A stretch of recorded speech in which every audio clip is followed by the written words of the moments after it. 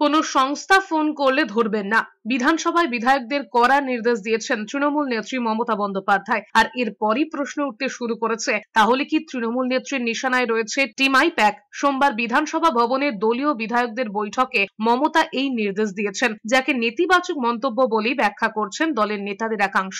সেই সূত্রে তৃণমূল আইপ্যাক সম্পর্কের ভবিষ্যৎ নিয়ে দল এবং প্রশাসনের অন্দরে আলোচনা শুরু হয়েছে। তৃণমূলের এক বিধায়ক বলেছেন, নেত্রী কোনো সংস্থার নাম করেননি, তবে তিনি বলেছেন কোন সংস্থা যদি ফোন করে তাদের ফোন ধরার প্রয়োজন নেই। তৃণমূলের একটি অংশ মনে করছে আইপ্যাকের কার্যকলাপ পছন্দ না হওয়ায় নতুন করে দলীয় সংগঠনের রাশ হাতে নিতে চলেছেন তৃণমূল নেত্রী। এদিকে এরপরই আসানসোল দক্ষিণের বিজেপি বিধায়ক অগ্নিমিত্রা পাল বলেছেন, আইপ্যাক দিয়ে তো ভোটের সময় হলো কিভাবে কাকে হুমকি দিতে হবে, কোন পুলিশকে দিয়ে কি কাজটা করাতে হবে, ক্যামাক স্ট্রিটের অফিস থেকে নির্দেশিকা গেছে। তখন মমতা বন্দ্যোপাধ্যায় কোথায় ছিলেন? তার আরো মন্তব্য, এখন নজর ঘোরাতে সমস্ত কিছু ওড়াচ্ছেন মমতা বন্দ্যোপাধ্যায়। প্যাক প্যাক হাঁস দিয়েই তো অনেক কিছু করেছেন, এখন প্যাক প্যাক হবে না।